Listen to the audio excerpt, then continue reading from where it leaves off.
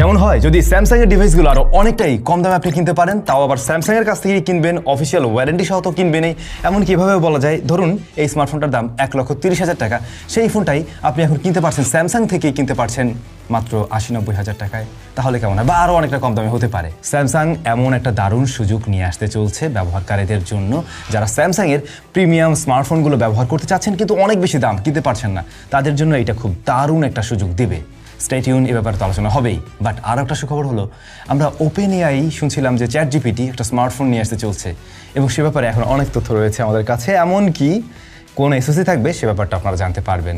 Hello everyone, brand new tech নিউজে আপনাদেরকে অনেক অনেক ওয়েলকাম। আর বরাবরের মতো আগামীকাল রবিবার আপনাদের জন্য প্রশ্ন উত্তর পর্ব থাকবে, তাই আজকের ভিডিওতে আপনার জানতে চাওয়ার প্রশ্নটি করে ফেলুন কমেন্টের মাধ্যমে।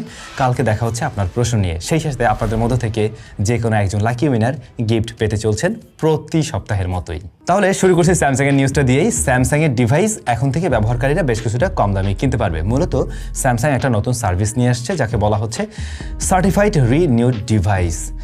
মানে বিষয়টা এরকম যে ইউজড যে ডিভাইসগুলো রয়েছে স্যামসাং সেটাকে একটু ডিফারেন্টভাবে সেল করবে। এখন ইউজড ডিভাইস স্যামসাং নিজে কিভাবে সেল করছে এবং সেটাতে ওয়ারেন্টি বা কিভাবে দিচ্ছে, মূলত স্যামসাং এই ডিভাইসগুলো কালেক্ট করার পরে নিজেরাই রিফার্বিশডভাবে বা নিউডভাবে নিয়ে আসবে মার্কেটে, এবং সেই স্মার্টফোনগুলো অলরেডি কিন্তু মার্কেটে পাওয়া যাচ্ছে। গত 6 মে থেকে এর সেল শুরু হয়েছে। না, বাংলাদেশ মার্কেটে তো না, এই সার্ভিসটি নিয়ে আসছে ইন্ডিয়াতে। আমি বিশ্বাস করি বাংলাদেশেও আমার কোনো সার্ভিস নিয়ে আসলে খুব একটা খারাপ হয় না, এমনকি অন্য ব্র্যান্ডও চাইলে এটা দেখতে পারে।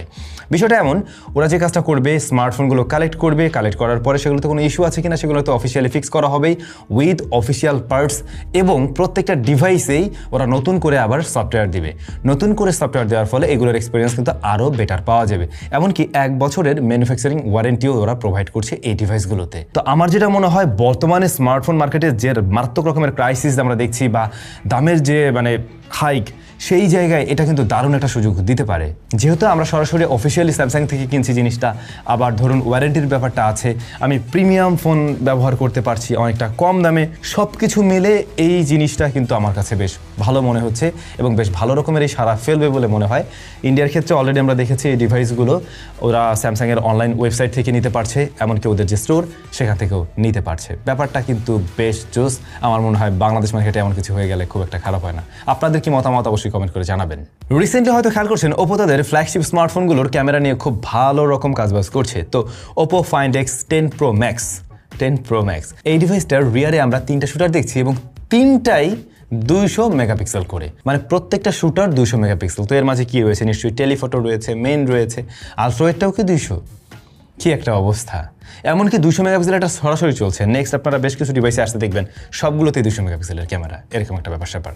আর অলরেডি যেটা দেখছেন এটা ওদের অফিসিয়াল ডিজাইন, আশা করছি এরকম লুকিয়ে আসবে। তাছাড়া এসওসি হিসেবে MediaTek Dimensity 9600 Pro থাকবে। ওপোর ফোনগুলোতে আমরা Dimensity ব্যবহার হতে দেখি মোস্টলি। কয়েকদিন আগে আপনাদের সাথে শেয়ার করছিলাম যে আমাদের টাইজুতে আসতে চলছে আপনাদের জন্য জার্সি, অর্থাৎ বিশ্বকাপ উপলক্ষে জার্সি আসতে চলছে, অলরেডি চলে আসছে। যারা নিতে যাচ্ছেন অবশ্যই এখনই চাইলে অর্ডার করতে পারেন। ডিসক্রিপশনে আমি ইনফরমেশন বা লিঙ্ক সবকিছু মেনশন করে দিয়েছি। অন্যদিকে আইকিউ কিন্তু 200 মেগাপিক্সেলের রেসে পিছিয়ে নেই, তারাও একটা ডিভাইস নিয়ে আসতে চলছে যেখানেও 200 মেগাপিক্সেলের ক্যামেরা থাকবে, আর এটা হচ্ছে iQOO 15T, যা 20 তারিখে লঞ্চ করতে চলছে অফিসিয়ালি ওরা আর কি। আর এই ডিভাইসটাতে আমরা যে বললাম 200 মেগাপিক্সেলের মেইন শুটার তো দেখছি, এছাড়াও ওরা ক্লেম করছে 4x লসলেস জুম দিতে পারবে। এখন এইটা কি টেলিফটো নাকি আসলে ওই ডিজিটাল জুম ওই পর্যন্ত গেলেও, যেহেতু বড় সেন্সর, বড় সেন্সর না, বড় হাই মেগাপিক্সেল, দ্যাটস হয়তো আমরা একটু বেটার আউটপুট দেখবো। যদি তাই হয় তাহলে ওটাকে লসলেস বলা যাবে না, অপটিক্যাল হলে বেশ ভালো। এখানে MediaTek Dimensity 9500 থাকবে, আর 2K 144 হার্টজ হাই রিফ্রেশ রেটের প্যানেল থাকবে। একটা গুড নিউজ আছে আপনাদের জন্য, এখন থেকে প্রত্যেকটা টেক নিউজে এবং আমাদের প্রশ্নোত্তর পর্বে আপনাদের জন্য বেশ কিছু অফার্সের ব্যাপারে শেয়ার করা হবে। যেমন আজকেও একটা বেশ দারুণ অফার রয়েছে, এটা আজকের জন্য না শুধুমাত্র, এটা আপনারা কন্টিনিউয়াসলি পাবেন। আর তা হচ্ছে তাহাম টেকের একটা অফার। তাহাম টেক থেকে আপনারা যদি অনারের কোনো ইন্টারন্যাশনাল বা গ্লোবাল ভ্যারিয়েন্টের স্মার্টফোন কেনেন, সেই ক্ষেত্রে অফিসিয়াল ওয়ারেন্টির মতোই ওয়ারেন্টি পাবেন।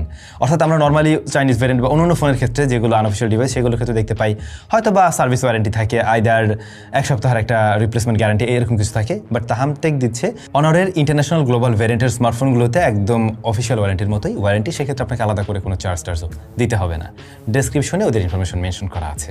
Xiaomi 17 Max Xiaomi 17 Max 8000 mAh এর ব্যাটারি দিয়ে আসতে চলছে, 200 মেগাপিক্সেলের ক্যামেরা থাকবে, লাইকা ক্যামেরা এবং 100 ওয়াটের চার্জিং সিস্টেম থাকার পসিবিলিটি আছে। এটা যদিও একদম শিওর না, বাট স্ন্যাপড্রাগন 8 Elite Zen 5 থাকবে, এটা 100% শিওর। ChatGPT একটা স্মার্টফোন নিয়ে কাজ করছে এমনটা আমরা শুনতে পাচ্ছিলাম। ChatGPT-র ওনার অ্যান্ড অ্যাপলের একজন কর্মকর্তা মিলে মোটামুটি এই ডিভাইসটা বিল্ড করতে চলছে এমনটা আমরা এখন পর্যন্ত টুকটাক জানতে পারছি।